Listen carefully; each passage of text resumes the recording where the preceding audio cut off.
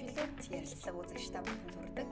За өнөөдөр бид нийслэлийн иргэдийн хурлын төлөөлөгч, нийслэлийн засаг даргын нийгмийн бодлогын зөвлөх, мөн сүү хөтөлбөрийг санаачлан хэрэгжүүлэгч Сэмжид Мата ярилцахаар студид явуулаа. Сайн байна уу? Сайн байна уу? За энэ өдрийн мэнд хүргэе. За таньдас энэ өдрийн мэндийг хүргэе. Бас цаг зав зарцуулан ирсэнд баярлалаа. Өнөөдөр бид ерөн сүү хөтөлбөрийн талаар тантай ярих гэж урилаа. Сүү хөтөлбөр яагаад хэрэгжих болсон, эзэнээс хэрэгжиж эхэлсэн. За мөн энэ хөтөлбөр хэрэгжиж эхэлснээр хүүхдүүдэд ямар өөрчлөлт гарч ийн зэрэг хөтөлбөрийн талаар хоёлаа ярилцлагын турш дэлгэрүүлээд яриа. За юуны өмнө сүү хөтөлбөрийг хэрэгжүүлэх санаачлага анх яагаад гарч ирсэн бэ? Мэдээж бас нарийн судалгаа, тооцооллын одоо үндсэн дээр энэ хөтөлбөрийг хэрэгжүүлэхээр бол одоо тогтоод энэ жилээс бүр илүү эрчимтэй үйл ажиллагаа нь явж ийн гэж ойлгож байгаа. Энэ дээр та мэдээлэхгүй юу? За энэ төрөнд бас энэ чухал нэвтрүүлэгтээ урьж оролцуулсан танай хамт олонд чин сэтгэлээсээ талархал илэрхийлье. За миний бие бол одоо нийслэлийн иргэдийн хурлын төлөөлөгч Баянгол дүүргээс сонгогдсон. Тэгээд нийслэлд бол 45 төлөөлөгчийн 10 эмэгтэй төлөөлөгч байдаг. Тэр дундаа одоо манайхаас Монгол Ардын намаас 9 эмэгтэй төлөөлөгч байдаг. Тэгээд бид хэд хоорондоо ярилцж агаад тэгээд өнгөрсөн хугацаанд бас яг энэ хүүхдийн сүүний хэрэглээний талаар бас тодорхойгүй судалгаа тооцоо хийсэн. Өмнөх одоо төлөөлөгч нар ч гэсэн ийм судалгаа тооцоо хийсэн байсан. Тэгээд одоо цөөхөө хэдхэн сургуулиуд дээр хэрэгжүүлж эхлээд бас харьцангуй үр дүн тэнд бол гарчээ. Тийм учраас бид бол энэ хөтөлбөрийг бас цааш нь үргэлжлүүлж авч явах хэрэгтэй гэдэг үүднээс за ингээ 2026 оныхоо төсөвт тухайн одоо жилийнх нь одоо хүүхдүүдийн сүүний зардлыг нэг өдрийнхэн зардлыг тусгаж өгөөд тэгээд энэ хөтөлбөрийг хэрэгжүүлэхээр болсон. Тэгээд эмэгтэй төлөөлөгчд маань бас хамтдаа санаачилсан. Тэгээд яг хэрэгжүүлж байгаа нь болохоор миний бие. Тэгээд 2026 оны төсөвт 8.6 тэрбум төгрөгийг бид төсөвт суулгасан. За ингээд энэ бол өөрөө 1-5 дугаар ангийн хүүхдүүдийн одоо 7 хоногт нэг өдөр уух сүүний зардал. За ер нь бол нэг өдөр уух нь бол хангалтгүй маа гэж үзээд тухайн орон нутагт бас нэг өдрийнхэн зардлыг хариуцаач гэдэг. Тэгэхээр энэ бол тухайн одоо дүүрэгт хэдэн хүүхэд 1-5 дугаар ангид сурж байгаа тэр хүүхдийн тоогоор энэ төсвөө тухайн дүүрэг одоо харилцан адилгүйгээр батлана гэсэн үг тийм. Нийслэлийн хэмжээнд 8.1 одоо 6 тэрбум төгрөг батлагдсан бол 9 дүүргийн хувьд бол хүүхдийн тоогоор яг энэ нэгдсэн дүн батлагдаж байна гэсэн үг. За ингээд нэг өдрийн бас эцэг эхчүүдэд бид уриалга гаргаад эцэг эхчүүдийг бас одоо нэг өдрийн 1350 төгрөг хүртэлх буюу одоо сард 5400 төгрөгийг хүүхдийн төлөөс зарцуулаач гэдэг ийм санал санаачлагыг гаргаад үнэхээр одоогийн байдлаар бол маш одоо сайхан хэрэгжиж байна. Тэгээд энэ бол одоогийн 1-5 дугаар ангийн одоо 153 мянган хүүхэд 7 хоногийн 3 өдөр сүү ууж байна. За мөн одоо тухайн сургуулийн захирал, за анги удирдсан багш тухайн сургуулийнхаа зохион байгуулалтаас шалтгаалаад зөвхөн 1-5 дугаар ангийн 1 2 юу 1-ээс 1 дэх 3 дахь 5 дахь гэхээс илүүтэй 5 өдөр уулгаж байгаа сургууль байна. Өшөө бүр жишээлх юм бол Баянгол дүүргийн 29 дугаар хороо 184 дугаар сургууль гэхэд 1-ээс 12 дугаар ангийнхаа бүх хүүхдэд энэ сүү хөтөлбөрийн санаачлагыг дэмжиж ер нь бол энэ чинь маш чухал ач холбогдолтой байна. Энэ одоо сүүг уулгаснараа хүүхдүүдийг бас ийм тогтмол уулгаж тогтмол цагт нь энэ ууж хөвшүүлэх нь хүүхдийн эрүүл өсөлт, бие бэлдрийн хөгжил, одоо амны хөндийн ариун цэвэр гэдэг ингээд олон зүйлд ач холбогдолтой байна гэдгийг тухайн сургуулийн удирдлага буюу анги удирдсан багш нар нь ойлгуулснараа магадгүй одоогийн байдлаар 1500 гаруй хүүхэд зөвхөн нэг сургууль дээр одоо 1-ээс 12 дугаар ангийн хүүхдүүд нь сүү уугаад ихсэн байх жишээ нь. Тэгэхээр энэ бол эцэг эхчүүдийн хувьд ч одоо нийгмийн хүлээлтийн хувьд ч тухайн одоо сүү ууж байгаа хүүхдийн хувьд ч энэ маш чухал одоо ийм хөтөлбөр болсон гэдэгт бол бид бүхэн итгэлтэй байгаа. Тэгэхээр мэдээж нөгөө судалгаан дээр үндэслээд ирээдүйд гарах үр дүнг мөн одоо тооцоолж иж мэдээж энэ төсөв мөнгөтэй төсөл хөтөлбөрүүд бол явж байгаа. Тэгэхээр нэг бас сонирхолтой зүйлийг түрүү хэлчихсэн. Монголчууд өөрсдөө олон сая малтай, мал аж ахуйгаар одоо дэлхийд тэргүүлэхийг зорддог. За экспортын хувьд одоо уул уурхайн бүтээгдэхүүний дараачаар хөдөө аж ахуйн бүтээгдэхүүнүүд ингээ орж ирдэг. Гисэн атлаа сүг их бага хэрэгэлдэг юм байна. За орчин үед бол бүр цагаан эдний хэрэглээ их бага болсон байна гэдэг ийм судалгааны дүн гарч ирсэн гэж хэлсэн. Тэгэхээр та холбоотой бас мэдээллүүдийг бидэнд хэлж өгөхгүй юу? нөхцөл байдал ер нь ямар байсан бэ? Маш чухал асуулт байна. За, JICA олон улсын байгууллага, боловсролын яам, нийслэлийн эрүүл мэндийн газар, нийслэлийн боловсролын газар гэдэг ингээд аймаг орон нутгийн боловсролын газрууд гэдэг олон газраас хамтарсан ийм судалгаанууд байдаг. Тэгээ энэ одоо ер нь сүүний хэрэглээ бол ер нь чухал юм а гэж яригадаад байгаа боловч хэрэгжиж эхлэх нь бол энд тенттэй ганц нэгэн аймаг орон нутаг одоо дүүрэгч гэдэг юм уу те ийм төвшөнд байсан. Тэгээ энэ хамгийн сүүлд одоо гаргасан одоогийн байдлаар бидний гар дээр байгаа судалгаа гэхэд одоо тухайн одоо 2022-23 оны 2 жилийн судалгааны дунджаар авч үзэх юм бол нийт судалгаанд амрагдсан хүүхдүүдийн одоо энэ хартаа 80.1% нь Д амин дэмийн дутагдaltaй. За энэ хүүхдүүдээс бүр илүү 67.3% нь Д амин дэмийн хүнд дутагдaltaй. За ингээд үзэхээр ямар нэгэн байдлаар дутагдaltaй үлдсэн 21.8% нь хөнгөн хэлбэрийн Д амин дэмийн дутагдaltaй байна гэдэг ийм статистик тоо судалгаа гарсан. За ингээд Д амин дэмийн дутагдaltaй байна гэдэг чинь өөрөө хүүхдийн дархлаа, ясны сэрэгжээлт те одоо ингээд кальцийн дутагдал гэдэг ингээд дагаад гараад ирж байгаа байхгүй. Тэгээ ийм зүйлүүд байгаа учраас энэ хүүхдийн өсөлт хөгжлөөс ахуулаад одоо амны хүндээ ариун цэвэр нөө шүд цоорлын асуудал байдаг те ийм зүйлүүд бол маш их байна. А энийг тодорхой хугацаанд ингээ хэрэглүүлээд эхэлсэн цагаас хойш бол энд үр дүн гарч ийна гэдэг нь бол тогтоогдсон учраас бид бол энд нэг талаасаа одоо 8.6 тэрбум төгрөг одоо нийслэл дангаараа гаргана гэдэг бол бас бага мөнгө биш энэ чинь татвар төлөгчдийн мөнгө. Харин бид энийг тооцоо судалгаан дээр үндэслээд хамгийн чухал нь юу вэ гэж үзэж бидний ирээдүйн болсон хүүхэд багчуудын хувьд бол бид анхаарлаа хандуулах цаг болчихжээ. Хүний хөгжилтэд анхаарах цаг болжээ. Тийм учраас бид бол энэ татвар төлөгчдийн мөнгийг дэмжих нь зүйтэй юм а гэдэг. Ингээд нийслэлийн засаг даргын хувьд бол үнэхээр биднийг бас дэмжиж тэ энэ одоо төсөв санхүү гаргаж шийдэж өгөхөд бол үнэхээр анхаарсан.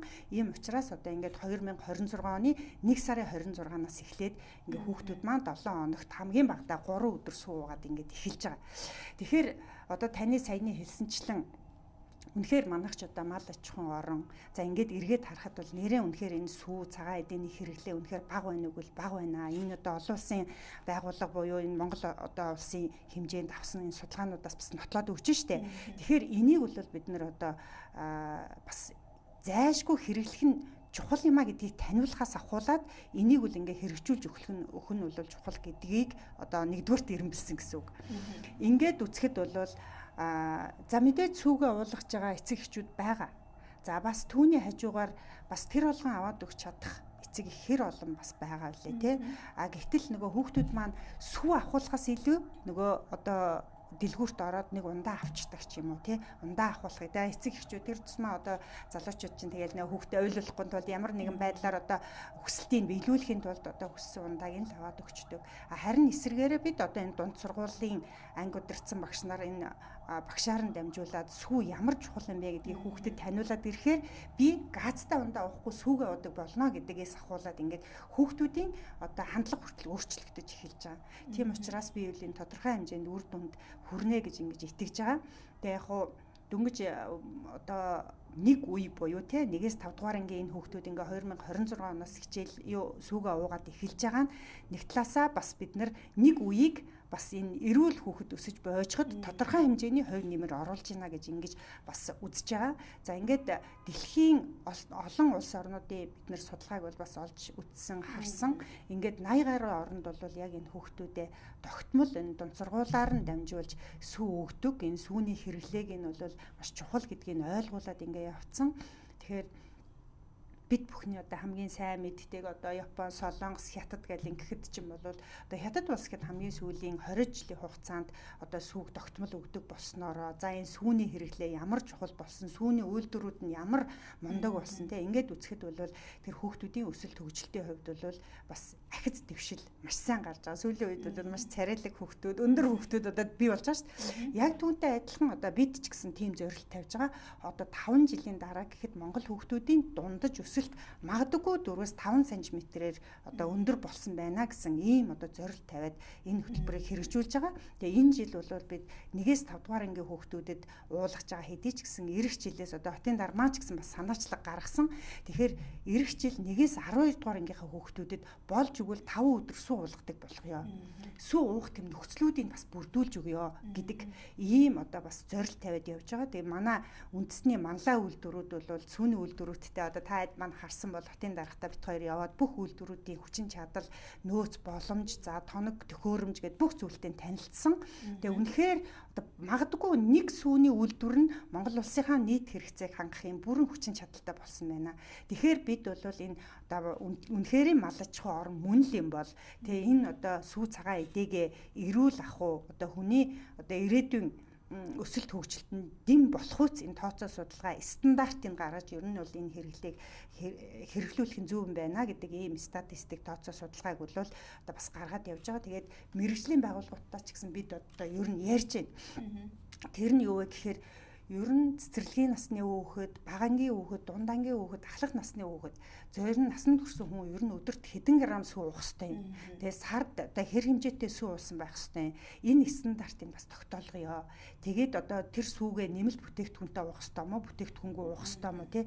Ингэжиж хүний одоо эрүүл мэндэд чухал ач холбогдолтой мó үгүй мó гэдгийг бас энэ судалгааны байгууллагуудаар одоо бол ингээд судалгааны төвшөнд явж байна. Хэрвээ ингээд нэг юм хүүхдийн сүүний стандарт гэдэг юмыг тогтоогод өгчих юм бол энийг таниулах юм бол энэ маш их тийм ач холбогдолтой зүйл юм уу гэж ингэж бодож байгаа. Тэгээд яг хэдийгээр сүү хөтөлбөрийг ингээд бид санаачлаад хэрэгжүүлээд ингээд явж байгаа хэдий боловч араас нь маш олон асуудлууд гарч ирж байна тий. За үнэхээр энэ хүүхдүүдтэй яг тэр үнэний перм дээрээс нь сүүгээ аваад тэгээд одоо үйлдвэрт ирж боловсруулад хүүхдийн гар дээр одоо шууд хэрэглээнд очих хүртэл бид нар стандарт юмыг тогтоож өгөөд яг тэр хүсэж байгаа одоо эрүүл эко тэр одоо сүүгийг өгөх ёстой мó, альсвал нэмэлт бүтээгдэхүүн кальцийн амин димээр баялаг энэ сүүгийг өгөх ёстой мó гэдэг хүртэл энэ стандарт юмнуудыг тогтоогоод өгчвөл энэ бол үр дүнд одоо хүрнэ л гэж ингэж бодож байгаа. Одоогийн байдлаар бол яг одоо бага насны хүүхэд тэдэн грамм сүү өдөрт уух ёстой, одоо ахлахангийн хүүхэд тэдэн грамм сүү уух ёстой гэсэн ийм стандарт Монгол улсад бол алга. Тийм учраас ингээд стандарт тогтоохоос ахуулаад энэ одоо бас хэрэглээг нь бид үнэн зөв бодтойгоор шинжлэх ухаанч одоо байдлаар ингэж ойлгуулж энэ хэрэглээг үл хэвшүүлэх нь зөв юм аа гэсэн ийм бодолтой байгаа. Одоо ээж хүнийхээ хувьд тийм. Нэг сараас сүүгээ ууж эхэлсэн. Тэгээд саяхнаас бас аппликейшнээр дамжуулаад систем рүү ороод төлбөрөө төлөөд одоо 7 хоногийнхоо нэг өдрийн сүүний мөнгийг эцэгчүүд төлж штэ тий. Ер нь хөтөлбөр хэрэгжиж эхлээд одоо нэг бүтэн уйлрал явлаа гэж тооцоход үр дүн нь ямар байна гэж бодож байна. Хүүхдүүд, багш нар, ээж аав нар ямар хуу хүлээж авч байна. За бид нар яг ингээд нөгөө танахыг энэ сүү хөтөлбөрт одоо орооч сүү хөтөлбөрийн асуудлаар энэ манай нэвтрүүлэгт орооч гэгээд тэр даруйд нь би бас яг энэ хэрэгжилтийн явцтай яг энэ одоо сая нэгд өдөр судалгаа авлаа л да. Тэгээ ингээ үзэхэд бол манай нийслэлийн хэмжээнд одоо төрийн өмчт 164 сургуулаас ер нь хамрагдж байгаа 153,507 хүүхдээс яг өнөөдрийн төвшөнд 97.5 хүүхэд нь яг энэ сүү хөтөлбөрт хамрагдж байна. За тэгээ энэ сүү хөтөлбөрт тогтмол хамрагдж байгаа хүүхдүүдийг манай эрүүл мэндийн байгууллага за энэ одоо бас нөгөө төрийн бас байгууллагуудтай хамтраад яг нөгөө хүүхдүүдэд шинжилгээ хийж ийн гэсэн үг. Тэгээ энэ бол үр дүн тодорхой шууд нэг удаа одоо нэг улирал хичээллэл энэ үр дүнд сүүгээ угаад үр дүн шууд гарна гэж юу ах вэ? Энэ ингээ үе шаттай бид нар энэ судалгаануудыг аваад мэдээж гарааны судалгаа хийсэн. Тэгээ одоо яг нэг улирал нэг жил те 2 жилийн дараа ямар үр дүнд гарах юм бэ гэдгийг ингээ үе шаттай гаргана гэсэн үг. Тэгэхээр энэ бол бас дэвшил гарна. Тэгээ яг хуу 153,507 хүүхдээс яг ийм сүүний харшилтай 2941 хүүхэд гарлаа. Одоо лактоз үйлдвэрлэлтэй гэсэн үг. Тийм. Ийм одоо харшилтай хүүхдүүд гарлаа. Тэгээд хэрвээ та хэд бас өмнө сонсч ирсэн бол энэ харам пүжи гэдэг одоо энэ сүүний үйлдвэр шүү дээ. Тэгээд тэдний сургууль Шинэ Монгол гэх энэ сургуулийн бас захирал үүсгэн байгуулагчтай бид хэд ингээд судалгаа хийж байхдаа явцтай танилцж исэн. Тэгээд манад бол анх ингээд сүүний лактозын харшилтай ийм хүүхдүүд байсан.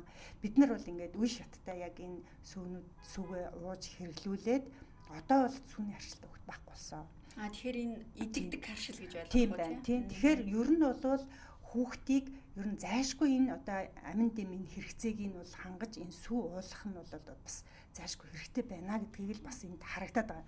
Тэгэхээр бол яг энэ одоо манай бас хувийн сургуулиуд ч гэсэн энэ хөтөлбөр хэрэгжихээс өмнө ч хөтөлбөрийн хүрээнд ч бас хэрэгжүүлээд энэ сүүг өгөөд эхэлж байна л да. Эцэг эхчүүд шаардаад эхэлж байна. Тийм учраас ер нь бол нийслэлийн хэмжээнд одоо байгаа бүх одоо бага насны хүүхдүүд бол 1-5 дугаар ангийн хүүхдүүд бол сүүний хэрэглээг бас тогтмолжуулаад эхэлж байна л гэсэн ийм одоо сайн мэдээтэй байгаа. Эцэг эхчүүд бас өөрсдөө хувийн сургуулийн эцэг эхчүүд хөтөлбөр хамрагдъя гэд санал өгч байна. Одоо бол улсын сургуулиудаар 100% одоо нийслэлийн төсвөөс гарсан хөрөнгөөр хүүхдүүдээс сүү олгогдоод явж байна шүү дээ, тийм ээ. Тий. Одоо манайх чинь нөгөө боловсролын яамны дээрх боловсролын ерөнхий газар тэрний нөгөө тентэх нөгөө цахим худалдаа авалт тий энэ тендерт нь шалгарсан одоогийн байдлаар 2 компани байна.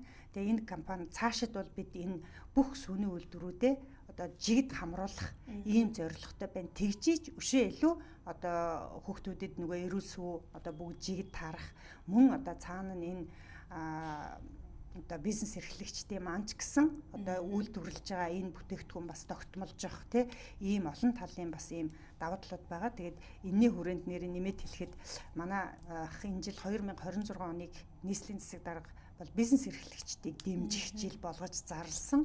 Тэгээ энэ хүрээндээ ч гэсэн бид нар яг энэ фермер эрхэлж байгаа энэ хүмүүсээ бас дэмжлэг үзүүлье гэдэг зорилгоор бас бид нар хөтөлбөр одоо хэрэгжүүлээд ингээд эхэлж байна.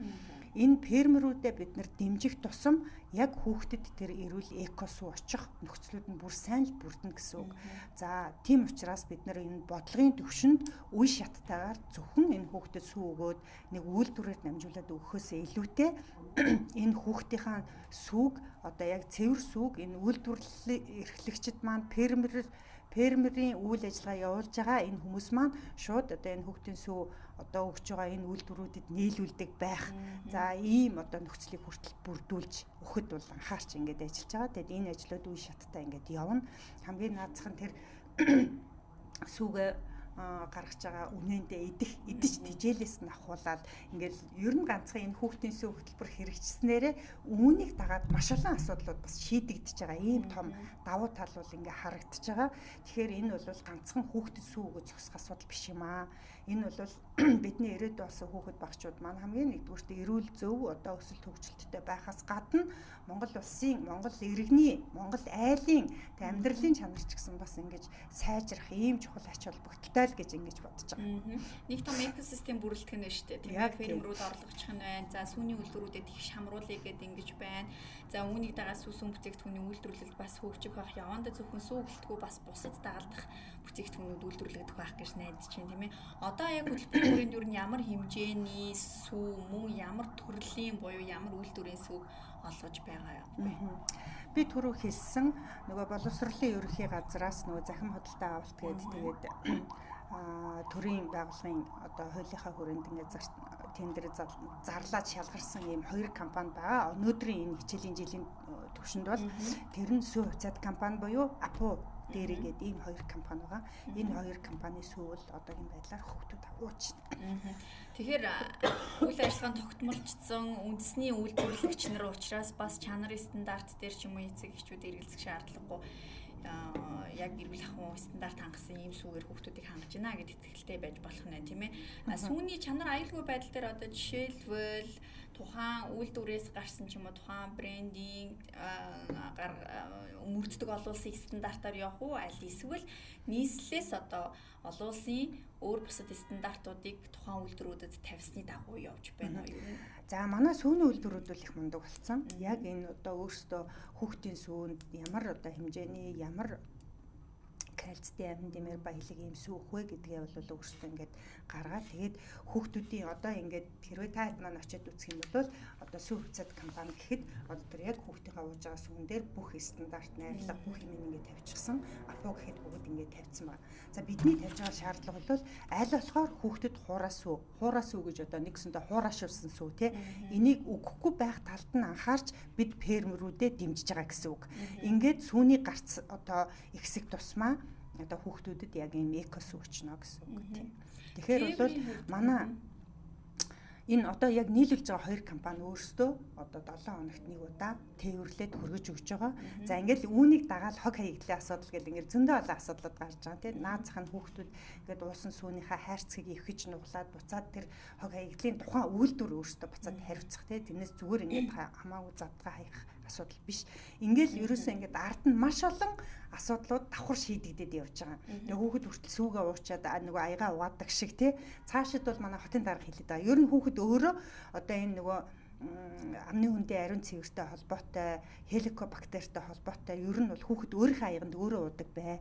Цаашид бол бас энийг бид нэр стандарт тэр нөхцөл болцоог нь бүрдүүлж өгөх гэдэг. Энэ нэг юм одоо янз янзын аяганд янз янзын савтай сүү ухаас илүүтэй өөрийнхөө одоо аягийг гаргаж ирээд хүүхдүүд сүүгээ одоо ахлах ангийн хүүхдүүд те одоо энэ сүүний энэ нөгөө гойжураар өгөх юм уу юунаас өгөх юм одоо нэг кофе аваад ууж байгаа шиг те ус гойжуулаад ууж байгаа шиг ийм нөхцлүүдийг бүрдүүл гэдэг ийм үүрэг даалгаварт биднэрт өгчөөд байгаа ингээд судлаад явж байгаа тий. Тэгэхээр хүүхдүүд өөрөө аягаа одоо цөнхөлж ирээд өөрөө тэн одоо ариун цэврийн шаардлагыг хангацсан тийм газраас одоо халуун сүү бол умаар байвал халуун сүү, аарц умаар байвал аарцаа уучдаг тий бас сонголттой баймаар байгаа хүүхдүүдэд ийм нөхцлүүдийн ахлахангийн хүүхдүүдэд ер нь бол шийдэж өгнө гэдээ одоо бол ингээд бас судалгааны төвшөнд явж байгаа. Дагаад бас нөгөө хог хаягдлыг бууруулах гэдэг шийдэл рүү очих нь шүү дээ тийм ээ. Өөрсдийн аягаараа байнгын хэрэглэдэг аягаараа за пластик хог хаягдлыг мөн бууруулах нь, цаасан хог хаягдлыг бууруулах нь. Тэгэхээр маш том ажлын эхлэл орж ирж байна гэж харж байна. За хэрэгжилтийн явцад тулгарч байгаа ерөн сорилт бэрхшээлүүд юу вэ? Хэрхэн богино хугацаанд менежмент хийж шийдвэрлэж байна? Яг нь манай одоогийн байдлаар бол энэ нийлүүлж байгаа сүүний үйлдвэрүүд маань ч гэсэн бидний тавьж байгаа шаардлага нөхцөлийг бол маш сайн хангаж ингэж ажиллаж байна. За манай сургуулийн удирдлагууд тухайн одоо сургуулийн эрүүл ахуйчид за анги удирдсан багш нар гээд бүх талаас хүчээ нэгтгэл энэ хөтөлбөрийг үр дүнтэй болгох хүүхдийнхээ одоо ирээдүйд одоо хэрэгтэй юм зүйл гэдэг үүднээс бид бүхэн хичээж ажиллаж байна. Гэхдээ одоогийн байдлаар бол их тийм тулгамдсан асуудал бол одоохондоо алга. За яах вэ гэхээр магадгүй нөгөө нэг одоо нөгөө сүү хадгалах тэр нөгөө температур нь ямар түвшинд байхын за зарим нэг одоо эхэлсэн төдөд бол одоо удаан хугацаатай сүү байж гэдэг юм уу те иймэрхүү байдлууд эцэг эхчүүд бас нөгөө бүрэн ойлголт авч чадаагүйгээсээ болоод ганц нэг юм асуудлууд хүүхдүүд шууд одоо нөгөө хүүтэн сүү уугаад зарим хүүхдүүд уухгүй байж байгаа дуухаарна гэдсэн эвгүүдэгч гэдэг юм уу нэг иймэрхүү асуудлууд эхлэл төдөд бол байсан одоо бол энэ асуудлууд харьцангуй жигдрээд бүх хэрэгжүүлж байгаа хүмүүс бол нэг ийм режимд орчоод ингээ явж ийн гэж ингэж одоо ойлгож байгаа энэ авсан мэдээ тайлангаар бол нэг иймэрхүү байдалтай тэгээд бас үрдүн одоо цаана харагдах үс ийм хэмжээнд л явж байна. Түрүүн та хэлсэн одоо жишээлбэл анх бол хүүхдүүд лактоз үл твчих одоо онцгой нөхцөлтэй үуч юм уу тийм ээ ийм харшилтай хүүхдүүд байна шүү дээ. Тэгэхээр явц дундаа энэ лактозын харшил буюу лактоз одоо задлахгүй байх гэдэг энэ асуудал орон мөргөө алга болчихно гэдэг чинь тийм ээ. Тэгэхээр ихэнх үедээ энэ лактозын харшилтай буюу задлчихдахгүй байгаа хүүхдүүдэд ер нь өөр төрлийн ч юм уу лактоз фри сүүнүүдийг өгч байгаа юу? Эсвэл нэгэн жиг толгойд явж байгаа юу? Манай сүүний үйлдвэрүүд ч бас мундаг. Бас ингээд үйлдвэрлэлээд эхэлсэн байна эхнээсээ. Нэгдүгээрт тийм байна. Хоёрдугаарт одоо өөр сонголтыг авж байна. За эцэг эхчүүдтэй мэдээж энэ сүү хөтөлбөрийг эхлэхийн тулд бид нар бол одоо анги удирдсан багш нарыг сургуулийн удирдлагуудыг эцэг эхчүүдээс нь ийм санал асуулга авгээд бүх одоо эцэг эхчүүдээсээ санал асуулга аваад танаа хүүхэд одоо ямар нэгэн харшил байна уу? Сүү хөтөлбөрт хамрагдах уу те? Бүрэн одоо зөвшөөрлийг авж иж тэгээд ингээд энэ хөтөлбөр хэрэгжиж явж байгаа. Тэгээд харьцангуй сонголтуудыг хийж өгч байгаа, чөлөөтэй тавьж өгч байгаа учраас ийм нэг том тулгамдсан асуудлууд бол бага байна. За ингээд энэ одоо илэрших энэ нөхцөлийг нь бол бас эцэг эхчүүд маш сайн судалдаг болсон байна. Ямар сүү өгвөл бид нар ингээд одоо юу яахгүй бах вэ? Хүүхдийн харшилгүй, харшил нь илэрших уу, харшилгүй байх уу, харшил авчихгүй байх уу гэд ингээд ер нь бол бас нэг үе бодох юм бол бүх талын мэдлэг мэдээллийг бид чинь одоо бас авчих юм боломжууд бий болцсон учраас одоо тийм нэг тулгамдаад байгаа одоо шийдэж чадахгүй байгаа ийм асуудлууд бол харьцангуй бага байна л гэж ингэж харж байна. Санхүүжилтийн хувьд бол одоо энэ жилийн хүүхдүүдийн уух сүүг бол бүрэн шийдсэн гэж ойлгож байгаа тийм ээ. 27 онд 28 онд гэдгийг цаашаа үргэлжлээд явах нь их чухал байна. Залгамж халаа их чухал байна. Тэгэхээр санхүүжилтийн хувьд цаашаага хэр найдвартай бөгөөд доктортой байх бол энэ дээр ямар хариулт өгөх вэ? Ер нь бол энэ хөтөлбөрийг одоо яг манай иргэдийн дунд байдаг нэг нийтлэг ойлголт байдаг тийм нэг нам гарч ирээл нэг хөтөлбөрөө үүсгээл дараагийн өөр нэг шинэ юм санаачлаа явдаг гэдэг тийм энэ хүүхдийн асуудал дээр хизээч бити тийм байгаасаа гэж боддог. Миний хувьд бол хөөхнийхөө хувьд. Тэгэхээр энийг одоо хин дарга ямар сайд гарч ирсэн ч энэ хүүхдийн эрүүл мэнд өсөлт хөгжилттэй холбоотой ирээдүйтэй холбоотой энэ асуудал бол зогсохгүй гэдэгт итгэлтэй байгаа. За бидний хувьд бол одоо ямар ч байсан эх оныхоо төсөвт өшөө илүү бүх хүүхдүүдийг хамруулахад энэ одоо төсөв хөрөнгөний суулгаж өгөхөд одооноос анхаарч ингэж ажиллаж байна. За тэгээд энэ бол ингээ үе шаттай цаашаа хэрэгжээд явна гэдэгт бол итгэлтэй байгаа. За ер нь энэ жил бол яг хоо би бол нийслэлийн төлөөлөгч те нийслэлийнхаа хэмжээний асуудал дээр бол ингээд анхаарлаа хандуулад ажиллаа. Цаашид магадгүй энэ улс орны түвшинд те улс орны хэмжээнд бүх хүүхдүүд маань ингэж зэрэг бас хамрагдчихдаг байгаасаа энэ санал санаачлагыг улс орны түвшинд бодлого шийдвэр гаргаж байгаа хүмүүс ч гэсэн бас хэрэгжүүлээсэй гэж одоо ээж хүнийхээ хувьд эмэгтэй хүнийхээ хувьд бодож байгаа. Яагаад тэгэхээр энийг дагаад үрдүн ач холбогдол нь маш өндөр байгаа учраас тэгэхээр энэ бас хэрэгжих байхаа гэж ингэж бодож байгаа. Бүр илүү дэлгэрч хэрэгжих байх гэж бодож байгаа. Бүр энийг зогсоох тухай асуудал биш те энэ дасалдах тухай асуудал биш. Тэгэхээр энэ бол одоо цаг үеэ олсон үр дүнгээ олсон ийм ажлууд байна гэдгийг одоо бүх түвшинд харж байгаа, мэдж байгаа, мэдрэгч байгаа учраас энэ бол цаашаа тогтмолжоод явах байхаа гэж ингэж бодож байгаа. Жишээлбэл үдийн цай хөтөлбөр байсан бол өнөөдөр үдийн хоол болсон тийм ээ. Тэгээд бага ангийн сурагчдыг биш мөн одоо дунд ахлах ангийн сурагчдыг хүртэл хамруулах тал дээр бас яриа хэлцээрүүд ингээд эхлээд явж байгаа юм билээ. Энтэй адилхан та сая хэллээ сүү хөтөлбөрт дунд олон ахлах ангийнхныг буюу 1-ээс 12 дугаар ангийнхныг бүгдийг нь хамруулъя гэж. За энэ хэдийд хэрэгжих боломжтой вэ? Ямар прогноз харагдаж байгаа вэ? Бид нар 27 оны 1 сарын 1-ээс 1-ээс одоо 12 дугаар ангийнхаа хүүхдүүдийг өгнө гэсэн ийм төлөвлөлт байна. Энэ юу вэ гэхээр яг энэ төсвийн жил чи яг ингэж таарж байгаа. Тийм учраас одоо 27 оны 1 сарын 1-ээс одоо 1-ээс 12 дугаар ангийнхаа хүүхдүүдийг одоо сүүнд бүрэн хамруулъя гэсэн ийм төлөвлөлтийн дагуу явж байгаа гэдгийг бас хэлье. Тэгээд яг хуу ямар нэгэн байдлаар одоо эцэг эхчүүдийн санаачлагаар одоо жишээлх юм бол би түрүү нэг сургууль хэлсэн шүү дээ 184 дугаар сургууль гэхэд өөрсдөө эцэг эхчүүд мөнгө гаргаж байгаа учраас эцэг эхчүүд өөрсдөө тэр нөгөө бусад өдрүүдийн уух сонголтоо хийгээд одоо заавал энэ төрийн худалдаа авах одоо компаниас биш те жишээлх юм бол тэр одоо 184 дугаар сургууль бид нар одоо өөр үйлдвэрээс авна гэдэг ингээд өөрсөө аваад ууж явах жишээ нь те энэ мэтчлэн бид нар нэгэнт эцэг их хүүхдийнхаа одоо төлөө зарцуулж байгаа энэ төсөв хөрөнгө дээр нь ч гэсэн бид нар нэг тийм хуульчлал, хязгаарлал одоо ингээ хориглоод тахаас илүүтэй бас чөлөөтэй тавиад өгчий. Хамгийн гол нь хүүхдүүд маань яг л сүү уудаг байх ёстой. Газын юу одоо газтай ундаа гэхээсээ илүүтэй сүүгээ худалдаад авдаг. Сүү нь бүх төвшөнд одоо яг хүүхдийн тэр хэрэглэн таарсан юм сүүнүүд байх талаас нь ч гэсэн бид нэр ингээ анхаарч байгаа. Тэгээ яг хуу эцэгчүүдийн дунд бас нэг юм хуураас өгөөд байна гэдэг юм асуудал байгаад байдаг. Гэтэл энэ бол нөө хуурашуулсан сүү байдаг тий. Зуны туршид одоо энэ чинь ингээ хүүхдүүд ингээ амарч штэ. Тэр хугацаанд нөгөө манай энэ фермерүүд маань сүүний үйлдвэртээ сүүгээ өгөөд тэгээ ингээ хуурашуулаад ингээ хадгалцдаг. Тэрийгэ буцаад одоо өгч байгаа. Бид нар нөгөө аарц уудаг штэ. Тий аарц одоо найруулал уудагтаа яг л адилхан байгаа. Тэгээд би бол нөгөө эцэг эхчүүдэд одоо та хэд маань нээлттэй энэ танилцуулга энэ бүх зүйлээ хийгээч гэгээ сүүний үйлдвэрүүдтэйгээ бол ингээд санал тавиад эцэг эхчүүдийн үйлдвэрийн үйл ажиллагаатай яг энэ хүүхдийн гар дээр очиж байгаа сүүний одоо энэ процессүүдийг бас ингээд танилцуулах ийм хөтөлбөрүүдийг ч гэсэн манай энэ сүүний одоо яг энэ хүүхдүүдэд сүү олгож байгаа компаниуд маань хэрэгжүүлээд эхэлж байна. Тэгэд энэ бас ингээд нөгөө эцэг эхчүүдэд мэдээлэл болох сургаар биш. Манай хүүхдэд ямар сүү өгöd байна гэдэг биш те тухайн үйлдвэрт нь очиод яг энэ нөгөө сүү фермерээсээ саагдж ирээд тэр сүүний одоо машинаасаа тэр үйлдвэрлэлөө ороод ямар процессыг гараад хамгийн сүүлд хүүхдэд нь бэлэн бүтээгдэхүүн болоод очиж байгаа юм бэ гэдгийг хүртэл танилцуулах юм хөтөлбөрүүд одоо ингээ явж байгаа. Тийм учраас бас энэ эргэлзээтэй энэ асуудлуудад нь бол бас хариулт өгөөд энэ асуудал бас харьцангуй шийдэгдээд явж байгаа л гэж ингэж ойлгож байна. Тэгэхээр хуурайшуулсан сүү бол одоо энгийн шингийн сүүтэй харьцуулах юм бол ялгаа гарахгүй чанарын хувьд, эрдэсийн хувьд, амин дэмийн хувьд адилхан гэж үзэх үү? Тэгж одоо яг энэ судлаачдын за энэ нөгөө мэргэжлийн байгууллагуудын дүгнэлт нь байдаг юм билээ тийм. Ер нь олон улсын туршлагаас харахад энэ төрлийн хөтөлбөрүүд ер нь дундчаар одоо хэдэн жилийн хугацааны дараа ч юм уу дундаж хугацаанд ямар байж иж үр дүнгээ ер нь өгдөг юм бол одоо хамгийн багадаа 1 жилийн дараа 2 жилийн дараа 3 жилийн дараа гэдэг ч юм уу тийм за ер нь аливаа асуудал нэг юм одоо бас нэг юм хэвийн хэмжээнд очих нэг хугацаа гэж байна. Үр дүн гарах хугацаа гэж байна тий. Бид нар бол ер нь харьцангуй 1 жилийн дараанаас энэ үр дүн гарч эхэлнэ гэж ингэж бодож байгаа. Тэг яг хөө энэ судалгаан дээр бас ингээд манай багш нараас тухайн сургуулиудаас ирсэн ийм бас сайн жишээнүүд байна л да. Жишээлх юм бол энэ хүүхдүүд хичээлд ирэх дуртай байна тий.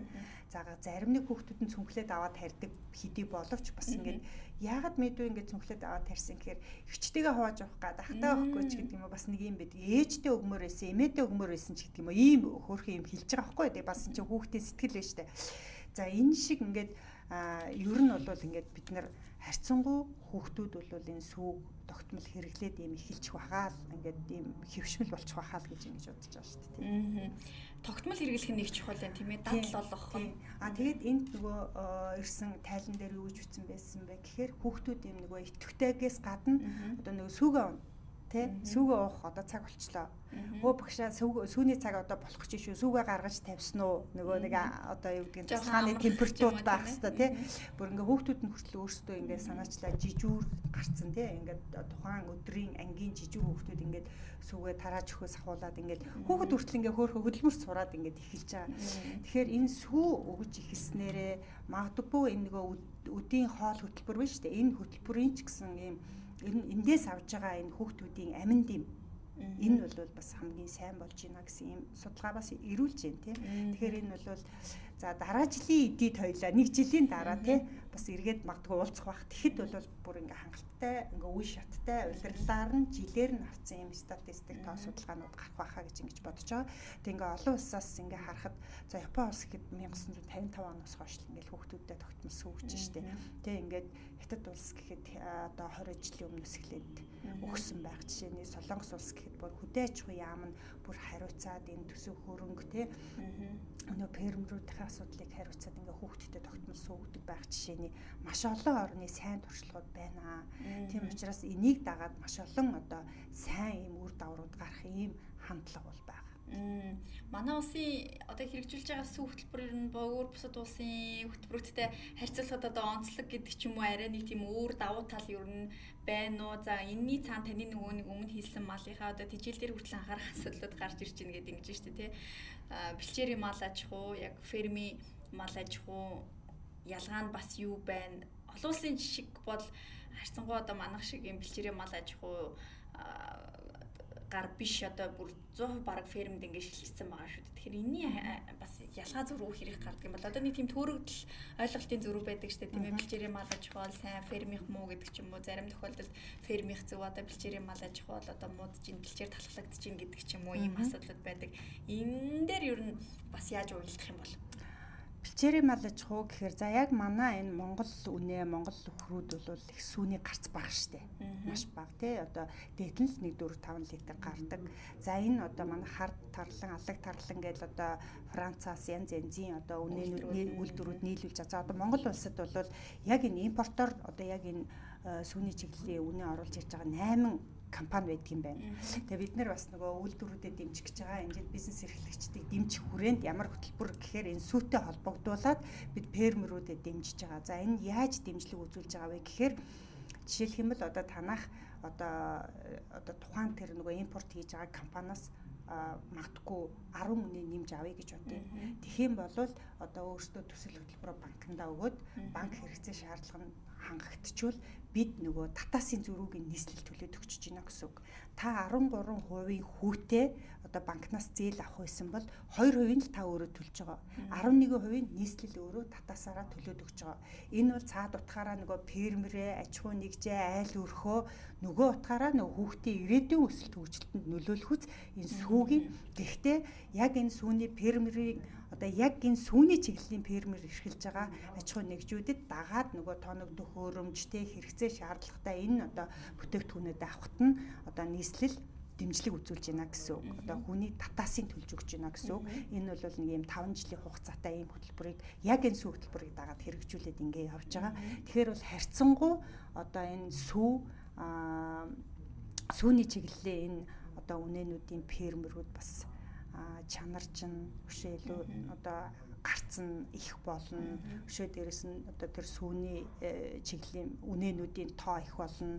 Тэгснээрээ нөгөө хүүхдэд нөгөө эцэг эхчүүдийн эргэлзээд байгаа нөгөө хуураас өгч гинөө яаж гинөө гэдэг асуудал бүрмсэн шийдэгдэнэ л гэсэн үг. Ийм алсын хараатай бид бас яг энэ асуудлыг шийдээд ингээ явж байгаа. Яг л өмнө хэлсэнчлэн нэг том экосистем бүрэн чадлаараа ажиллах нэ тий маш олон фермерүүд, айл өрхүүд дагаадас орлоготой болох нь олон хүүхдүүдийн эрүүл мэндэд дахид дэвшил гарах нь. За нэг дунджаар 3 жилийн дараа 5 жилийн дараа Монгол хүүхдүүдийн дундаж өндөр тэр кальцийн хэмжээ, цусны дэх Д витамины хэмжээ бол өсөд дагаад өөрчлөгдөд ирэх нэ гэж тийм ээ. Тэгэхээр цаашдаа ер нь энэ хөтөлбөрийг одоо өргөжүүлэх, сайжруулах дээр анхаарах зүйл ч юм уу энэ энийг бид нар нэмэлтээр хийе гэсэн төлөвлөгөө байгаа болов уу? Яаж харж байгаа вэ? За ер нь бол яг хуу одоогийн байдлаар бас энэ ганц нэг одоо юу гэдгийг сошиалд явж байгаа эцэг эхчүүдээс ирж байгаа асуулт энэ бүх зүйлд одоо дүгнэлт хийгээд үзэхэд бол бид энэ танин мэдгүй юмнуудыг маш сайн хийж өгөх хэрэгтэй байна. Түгээж одоо энэ яг сүүний ач холбогдлын бас сайн ойлгуулж өгөх хэрэгтэй байна гэдэг бол нэгдүгээр юм зорилт байна.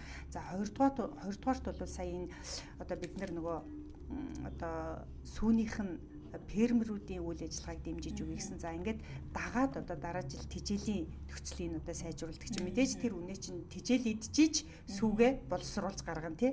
Гэх мэтчлэн ингээд үе шаттай ажлуудыг хий гэсэн юм төлөвлөлт байна. Тэгээ яг хуу түрүүн би бас хэлж ирсэн ахлахангийн хүүхдүүд ингээд нэг юм багангийн хүүхдүүдтэй адилхан сүү мэдээж уухгүй. Тэгээ ингээд нэг халуун сүүгээ шууд нэг ингойжураас очиод аваад уучдаг. За альсвал одоо энэ кофе шопуудад зөвхөн одоо хүүхдүүдтэй бид нөгөө зардлын шийдэд өгчүүл тэрүүгээр зөвхөн сүү авдаг байх ч гэдэг юм уу. Ер нь бол хэрэгжүүлэх гэж байгаа олон ажлууд байна. Тэгээ энийг бол ингээд нэг жилийн дараа бол хоёлоо дүгнэхэд маш олон асуудал шийдэгдсэн юм байх байх л да. Тэгээд яг хуу бид нар бас их тийм олон талын судалгаануудыг тийм энгийн төвшөнд ч одоо янз янзын төвшөнд лавлал энэ олон улсын судалгааны байгууллагаас гадна бид нар ч гэсэн тэгээ бид нар ингээд яг энэ сүү хөтөлбөрийг хэрэгжүүлэхтэй холбоотой яг энэ сонирхоод явж исэн бас нэг юм нэлээ хүчтэй юм бүгчүүдээс хүртэл бид нар асууж ирсэн. Биш хүүхд тахтаа бид нар чинь байнга сүү удаг гэсэн шүү дээ. Сүү их уух юм бол хүчтэй олдог, өндөр болдог тий өсөлт хөгжилд нөлөөлдөг гэл ингээл хэлж байгаа байхгүй. Бид ингээд өмнө тооцоо судалгаатай гаргаж ирдэггүй л байсан болохоос биш яг энэ тогтмол сүү ууж исэн хүүхдүүдийн үр дүнгууд бол аюу сайн байгаа байхгүй юу. Тэгэхээр энийг хүртэл бид нар одоо улсын хэмжээнд гаргаж тавьж тийм энэ ач холбогдлуудыг ойлгуулах бол нэн тэргүүний ажил юм байна гэдгийг бол бас хараад л ингээ хүлээж авч байна. Тэг яг нөгөө ундны сүүний стандарт бол байгаа хэдий боловч одоо насны ангиллаар нь ямар одоо хэмжээ хязгаартай ийм сүүнүүд ямар одоо бүтээгдэхүүнийг нэмэлт бүтээгдэхүүнтэй ийм сүүнүүд өгөх юм бэ гэдэг дээр би түрүү хэлсэн тийм ийм судалгаа тооцоонуудыг гаргаж энэ стандартыг тогтоож өгөх хэрэгтэй байна гэдэг ийм бодолтой байгаа. Тэгээд ер нь бол миний хувьд бол үндэсний өв соёл, үндэсний бахархал тийм Монгол хүн одоо туцаар тогтносон Монгол улсын иргэн эрүүл байх ёстой. Бас Монгол улсаараа бахархсан тийм одоо бусдыг хайрлсан, хүндэлсэн, зөв хандлагатай тий ирээдүйн ийм хүмүүс л бий болох ёстой. Тэхийн тулд бол бас ер нь олон юм хөтөлбөрүүдийг санаачлал ингээл хэрэгжүүлэл явж байна л та. Одоо бол зөвхөн нийслэлийн хэмжээнд хэрэгжиж байгаа тийм ээ. Тэгэхээр нийслэлд буюу 1-5 дугаар ангийн сурагчдын тоо нь одоо энэ жил сууж байгаа хүүхдүүдийн тоо хэд гэсэн үг вэ? 153,507 гэж би нөгөө 1-5 дугаар ангийн 160 хэдэн сургууль байлаа. 164 сургууль. Бусд нь бол нөгөө баг сургууль, нөгөө ахлах сургууль гэдгээр 70 хэдэн сургууль байдаг маа нийслэлийн хэмжээнд. Одоо төрийн өмчит сургуулийн энэний бол яг 164 сургууль нь буюу 153,507 хүүхэд яг одоо 1-5 дугаар ангийн хүүхдүүд суралцж байна. Энэний 97.5% нь буюу 100 одоо хэдэн хүүхэд юм бэ? Сүүгээ яг тогтмол хэрэглээ явж байна гэсэн. 12 дугаар анги гэх юм бол энэ тоо одоо 2 дахин өсөж явж байна. Ирэх жил одоо 2027 оноос бол бид нар бараг 450 гаруй мянган хүүхдэд энэ жил бол нэг юм 200 орчим мянга яваад байна шүү дээ. Энэ дэшээ доошоо хувийн сургуультайгаа ингээд тэгэхээр бидний энэ жилийн тооцоолсон бол нэг 190 мянга орчим хувийн сургууль нь ороод гэж тооцоолж исэн. За эх жилээс бол 450 орчим мянган бүх хүүхдүүд нийслэлийн хэмжээнд суралцж байгаа бүх хүүхдүүдээ сүү хөтөлбөрт хамруулна гэсэн ийм зорилт тавиад ажиллаж байгаа. Бид өмнө бас сургууль цэцэрлэгийн хоолны хүртэем шим тэжээлийн асуудлаараас ярилцлагыг 2 удаа хийж исэн. Тэгээ энэ дээр бол бас хүүхдийн зөв хоолтын боловсролыг чухал юм байна гэдгийг бол хоол зүйчнэр яг мэрэгжлийн экспертүүдийг хэлдэг юм байлээ. Одоо нөгөө багаасаа хооллолтын тэр суур дүрмүүдийг, суур одоо мэдлэгийг авсан байх хэрэгтэй гэдэг. Сүү хөтөлбөр хэрэгжиж эхэлснээс хойш хүүхдүүд ер нь сүүний ач холбогдлыг хэр их ойлгож таньж мэдж ин, хэр хүлээн зөвшөөрж ин, одоо мэдлэг мэдээллийн хувьд бол огтудаггүй байсантайгаа харьцуулахад дахиад дэвшил гарч байгаа ах гэж бодож байна. Энэ дээр ер нь ихний судалгаанууд хийгдэж амжсан байгаа бол яг одоо дөнгөж 3 сар гэж байна. Дөнгөж одоо 1 сарын 26-нд гэсэн тийм. Өнөөдөр чи 2 сарын 26, 3 сарын 26, 4 сарын 3 сар болоогүй л байна тийм. Дунд нь бас амралт байсан. А гэхдээ богино хугацаанд гэхэд үр дүнтэй сайн ингээ хэрэгжиж байгаа гэсэн ийм тайлангууд бол харж байна. Бид нар ч гэсэн за миний хувьд ч гэсэн яг энэ сүү хөтөлбөрийн хэрэгжилт за тэгээд яг гарч байгаа асуудлуудын цаг тухай бүрд нь шийдвэрлэх тийм ийм асуудал дээр бол тогтмол анхаарал ингээ явж байгаа. Тэгэхээр бол харьцангуй одоо дутуу тийм одоо ямар нэгэн байдлаар асуудалтай тийм нэг албадлагын шинжтэй юмнууд бол бага байна. Тийм ер нь баг байхгүй байна гэсэн үг тийм. Тэгэхээр одоо эхлээл нөгөө хүмүүс чинь за энэ хогийн яах хэрэгтэй байлаа гэдэг байсан бол одоо тухайн одоо сүү нийлүүлж байгаа компани хогны асуудлаа шийдчихэж явах жишээ нэ тийм. За ингээд нөгөө агуулгах стандарт юу агуулгах саваас ахуулаад одоо ямар температурт байх хэрэгтэй юм гэхээр тухайн сургуулийн удирдлагууд бас тэрийг шийдчихэж байна тийм. Энэ мэдчлэн одоо шийдвэр одоо шийдэлж хийж байгаа юмнууд бол маш олон байна л да. Тэгээд яг хөө энэ нэвтрүүлгээр дамжуулаад би зүгээр нэг зүйлийг хэлэхэд сургууль ойр орчмын газрууд энэ дэлгүүрүүд аль болохоор одоо энэ хүүхдүүдэд энэ одоо газтай ундаа чипс халуун ногоотой зүйл одоо тийм янз янзын чихэр жимс баг зараас л гэж бодтiin. Тэгээд одоо бол сургууль дотроо бол ийм зарж болохгүй гэдэг бол ийм угаасаа тушаа шийдвэртэй. А гисэн ч гэсэн бид нар бас хүүхд чинь гараал гүгээл өөрсдөө шууд ингэ худалдаа авчдаг тийм. Энэний бас үр дагаврууд хор хөнөөлүүд маш их байгаа шүү. Ер нь бол бас хүмүүс хэлж чадахгүй байгаа учраас тэгээ цаад утгаар нь бас бизнес хийж байгаа хүмүүсийн хувьд ч гэсэн тэгээ бас энэ асуудлыг яриад тавиад хөндөд тахад бас асуудал байдаг юм шиг байгаа.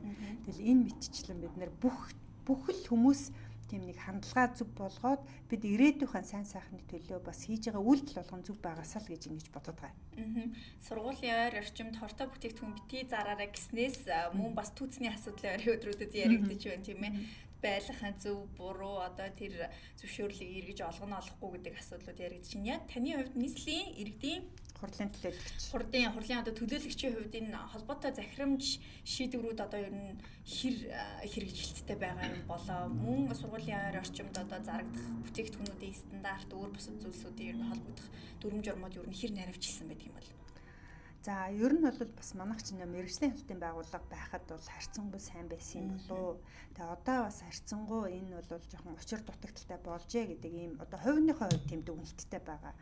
За өмнө нь бол яг тийм дагнсан байгууллага байхдаа бол хяналт шалгалт маш сайн байж. Гэхдээ хяналт шалгана гээд одоо хэн нэгнийг торгох шийтгэх гэдэг асуудал биш шүү дээ. Яг л нөгөө эрүүл ахуйн шаардлага хангасан ийм бараа бүтээгдэхүүн борлуулдаг, нийлүүлдэг ийм л байх тухай асуудал.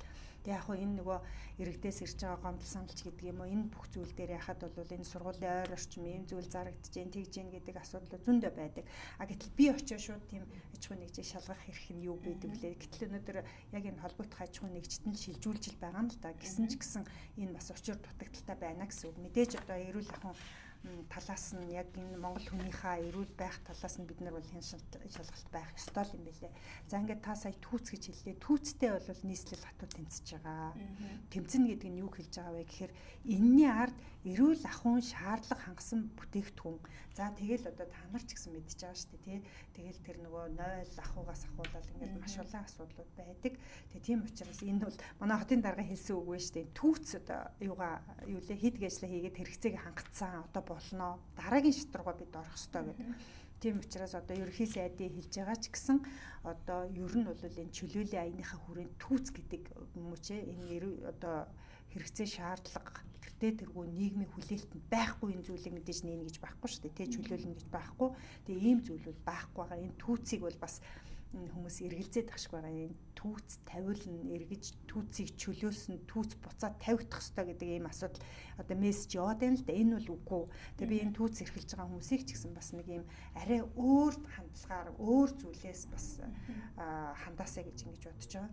Түүц гэхээсээ илүүтэй яаж өөр төвшөнд бид нэр энэ үйл ажиллагаа явуулах вэ гэдгийг шин санал санаачлага гаргаж оруулж ирэх хэрэгтэй байхгүй юу. Тэгээ нөгөө л түүцээ тавина гэд ингээд тэмцээд байна гэдэг бол бас энэ бодох хэрэгтэй асуудал тий. Тэгэхээр энийг бол манайхан за нийслэлийн засаг дарга хувьд ч гэсэн хатуу байр суурьтай байгаа. Нийслэлийн иргэдийн хурлаар гаргасан шийдвэртэй ч гэсэн одоо ийм хатуу байр суурьтай байгаа. Түүц үл цааш нь тавиулах тийм боломжгүй л гэдгийг би одоо энэ нэвтрүүлэгт бас хэлчмээр байна. Төлөөлөгчийн хувьд хоёлаа сүүнээс өөр сэдвэр рүү яхах аргагүй ингээ ороо явж байна. Хэдхэн минут үлдсэн байна. Одоо хоёлаа 10 минут ярилцсан. Таны хувьд нийслэлийн иргэдийн төлөөлөгчдийн хурлын төлөөлөгч мөн нийслэлийн засаг дарганы нийгмийн бодлогын ахлах зөвлөлт тийм ээ. Өөр бусад одоо нийслэлд хийгдэж байгаа ажлууд таны хариуцсан ажлууд ямар үйл явцтай байна, цаашид гарах шийдвэрүүд бодлогын хэмжээнд ер нь хэр ахиц дэвшилтэй байна да бидэн танилцуулахгүй. Одоо наад зах нь ерөнхий боловсролын сургуулиудын спорт заалыг үйлдвэргүй ашиглана гэдэг мэдээлэл бас нийгэмд гараад эхэлж байна. Тэг яг хоо мэдээж хувь төлөөлөгчийн хувьд бид нар хаана ямар асуудал иргэдэд хэрэгтэй байна, хүүхэд багчуудад хэрэгтэй байна гэдэг энэ хэрэгцээ шаардлагыг бид нар судалж үндснээрээс л энэ асуудлыг оруулж байгаа шүү дээ. Тэгэхээр одоо яг энэ хурлын дарагт төлөөлөгчийн хувьд бол би одоо энэ спорт заалыг хагас бүтнээсээ өдөр үн төлбөргүй ашиглуулах нь зөв юм а гэдэг ийм асуудлыг тавьсан. Тэгээ энэ бол эхнээсээ дэмжигдээд л явж байна л да. Тэгээ яг хоо энэний ард юу гарч ирж байгаа вэ гэхээр ер нь бид нар хагас бүтнээсээ өдөрч гэсэн амралтын одоо энэ цаг хугацаанд хүүхэд гэртээ уцаа тэврээ сууж явах хэрэгтэй биш тий. Хүүхдүүд багаараа хамт олноороо найз нөхдөөрөө хүсэл сонирхлоороо урлаг спортын зааланд очиж хөгжих хэрэгтэй. Тэгээс бид бол энэ одоо нийслэлийн хэмжээний бүх сургууль цэцэрлэгүүдээ эн чинь нийслэлийн иргэдийн хурлын өмч байдаг байхгүй нийслэлийн өмч тий.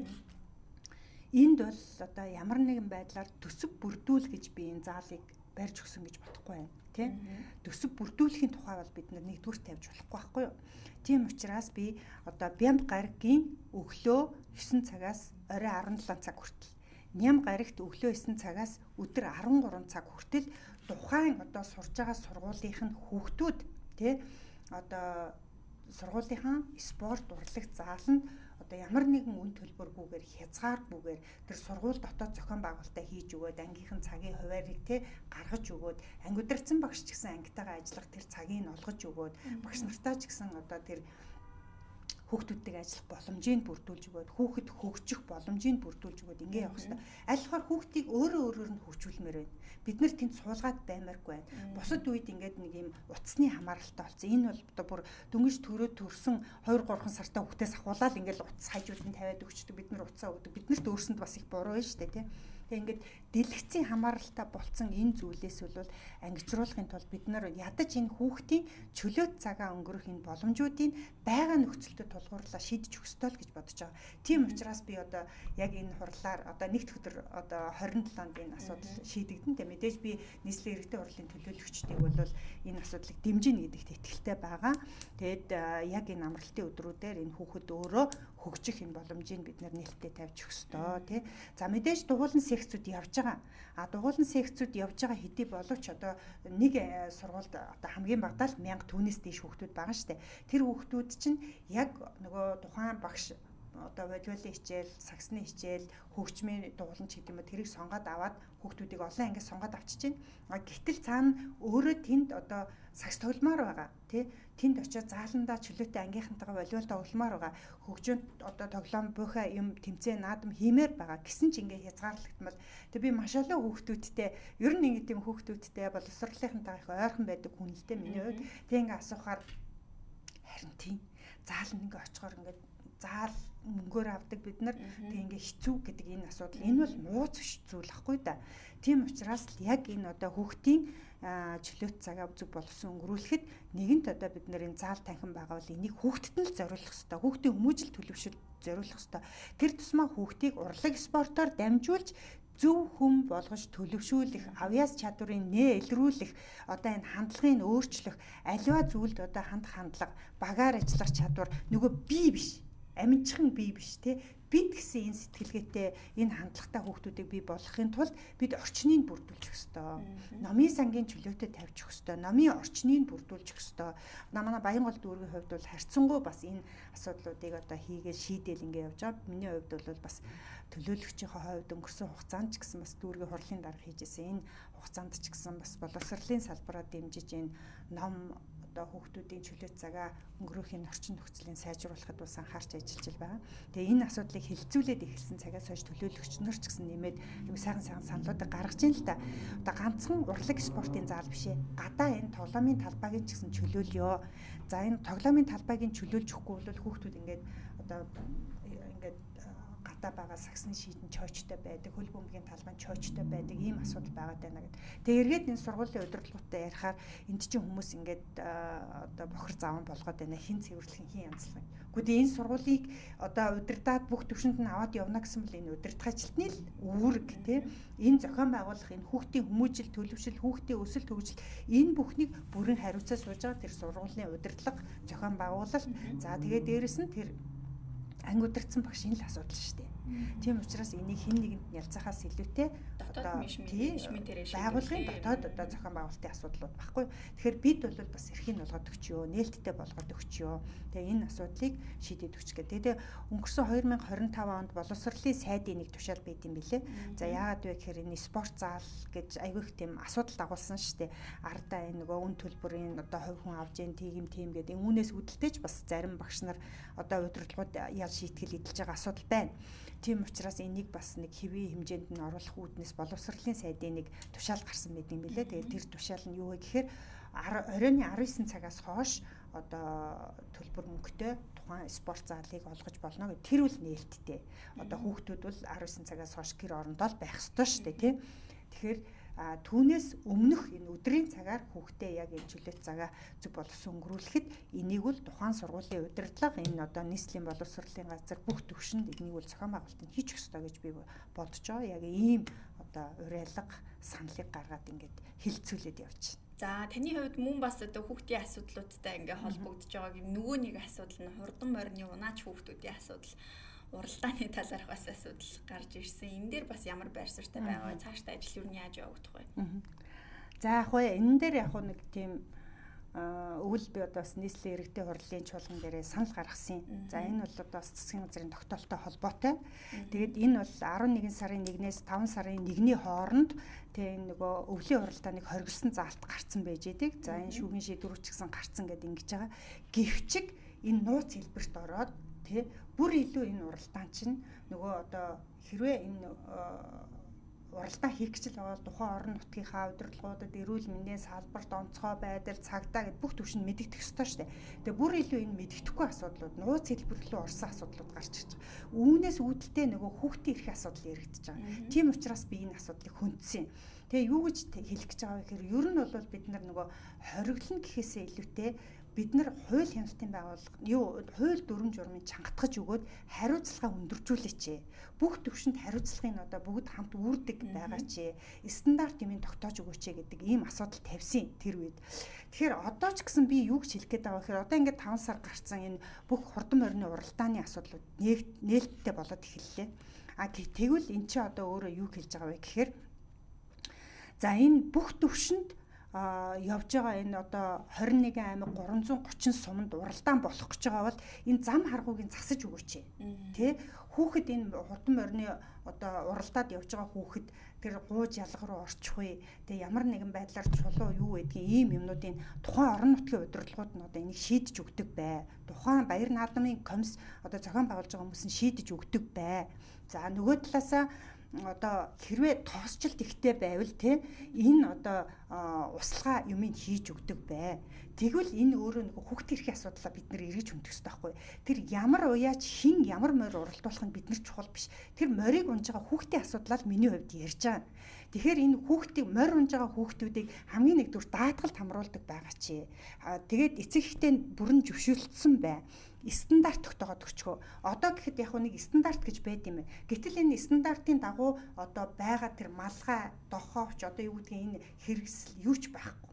За энэ ингээд эрсдэл эргээд ингээ яагаад энэ хүүхэд энэ мориноос унж одоо амь насны эрсдэж байгаа, бэртэж гэмтэж байгаа юм зүйл байгаад байгаа вэ гэхээр хамгийн наазах нь энэ зам талбайд бүдрэх, унах энэ асуудлаас болоод ингээд хүүхэд мориноос ундаг. Унаад нөгөө дөрөөтэй явдیں۔ Одоо эмээлтэй морддог. Тэрнээс үүдэлтэй ихэнх тохиолдолд мориныхоо энэ нөгөө эмээлийнхаа дөрөөнд чирэгдэж амар ирсэн асуудал байгаа байхгүй. Гэтэл стандартыг бид нэр тогтоож өгөөд хариуцлага шаардлага тавьсан байвал одоо наазах нь тэр эмээлтэй унах юм бол дөрөө нь ямар байх хэвтэй. Тэр дөрөөн дээр ямар одоо гутал өмсөж хүүхэд морь унах хэвтэй юм те. Ямар хувц хэрэгэлтэй байж ич тэр морь унах хэвтэй. Одоо ингээ хүмүүстэй ярилцаад үзэхээр малгай нь стандарт бус учраас янз бараг энэ барилгын материал дээр одоо юу гэдэг барилгын ажилчдын малгай ашигла нэг тийм юмнууд энэ тэмдгүүл байж идэг юм шиг байна. За мэдээж стандарт шаардлага хангасан энэ тэндээс тухайн уяачаас хамаарад янз янзын малгай хэрэгсэл өмсүүлгэл юм шиг байгаа юм. Гэтэл Монгол улс яг ийм стандартын дагуу байх ёстой гэдэг одоо хүүхдийг морь унуулах гэж байгаа бол яг насны хязгаарыг тогтоож өгөөд тэгээд дээрэс нь ийм хувц хэрэгэл өмссөн байх ёстой. Ийм зам харгууд уралдуулсан байх ёстой гэдэг ийм хариуцлагыг тавьж л гэж байна. Тэс ямарваа асуудлыг ийм сэдв болгоо хайчдаг биш. Эннийхээ хойноос явдаг байгаа ч гэд ийм асуудлыг тавьж байгаа. Тэгээ би одоо Монгол улсын ерөнхий сайдад бас хүсэлт гаргацсан байгаа. За одоо ингээ Баяр наадмын удирлууд чи эхэлчлээ. Энтэй холбоотой одоо бүр нөгөө хүүхдийн асуудал, хүүхдийн эрхийн асуудал дээр зүгээр нэг бичиг цаас, зүгээр нэг одоо улс төрч гарч ирээд нэг асуудлыг яриад дуустдаг биш баймаар байна. Эннийхээ араас хуульчилж өгөөч. Эннийхээ араас одоо стандартыг яг мөрдүүлдэг байгаа ч. Энэ стандарт, энэ гаргацсан стандарт нь яг үнэхээр энэ шаардлага хангаж байгаа мó хангахгүй байгаа мó. Хангахгүй байгаа бол энэ стандартыг өөрчилж өгөөч те. Энэ зүйлийг хийгээч. Тэрнээс л одоо ингээд нэг сэдв болгоод за би тэгнэ уралдуулахгүй энэ болохгүй өв соёл мөн биш гэдэг энэ ярьдаг сэдв биш байхгүй юу. Үнэхээр энийг ярих ч л байвал хүүхдийн эрхийн асуудлаа яар. Хүүхдийн эрхийг хангахын тулд энэ стандарт юм хүмүүс тогтоож өг. Хууль дүрм журмыг чангатгаж өг. Яагаад одоо хоригдсан цаг хугацаанд уралдаад байгаа юм. Хоригдсан цаг хугацаанд уралдаж байгаа бол ямар асуудлыг хөндөж тавих юм. Хэн хариуцлага хүлээх юм. Тухайн орон нутгийн удирдлага яах юм те. Ийм юмнуудын тодорхой болгож өгөхгүйгээс болоод ийм асуудлууд байгаад байна. Тэгээ энэний ард өв соёлын асуудал гэж ярьж байгаа. Өв соёл гэхээрээ өөрөө хэн нэгэн хүний улс төрчийн ярьдаг сэдв байх ёстой зүйл биш байхгүй да. Тэгэхээр ийм зүйлүүдийг ярьдаг байгаа ч гэдэг үүднээс л одоо энэ асуудлуудыг хөндөд байгаа. Тэгээ ингээ эргээ харахад бол миний хувьд Монголын өв соёл үндэсний бахархал те Монгол хүн ирээдүйн зөв иргэн болох л ёстой бидний ирээдүйн те.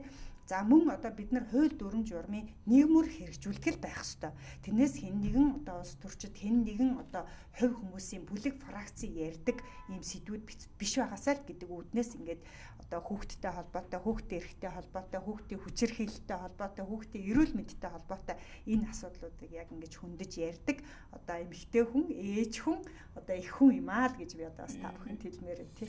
За баярлалаа. Өнөөдөр хоёлаа сүү хөтөлбөрийн талаар ерөнхийдөө ярьлаа. Мөн үүний хажуугаар нийслэлийн иргэдийн хурлын төлөөлөгчийн хувьд өөр бусад одоо асуудлуудын хүрээнд бас ярилцлаа. Өнөөдөр бидний студид нэг цаг саатаж тодорхой мэдээллүүдийг бодлогын түвшинд юу нь ямар явцтай явж байгаа, цаашид хэрхэх вэ гэдэг дээр бас мэдээлэл өгсөн танд баярлалаа. Таны цаашдын ажилд амжилт хүсье.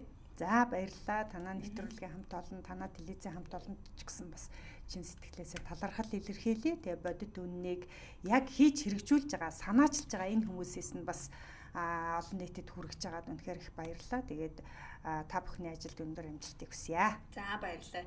За үзэгчдээ чөлөөт ярилцлага өнөөдөр нийслэлийн иргэдийн хурлын төлөөлөгч, нийслэлийн засаг даргын нийгмийн бодлогын зөвлөх, мөн сүү хөтөлбөрийг санаачлан хэрэгжүүлэх Чаттай Сэмжидматай ярилцлаа. Эх 7 өдрийн ягмар лав гарагт 14 цагаас иргэн уулзъя. Баяртай үзэгчдээ.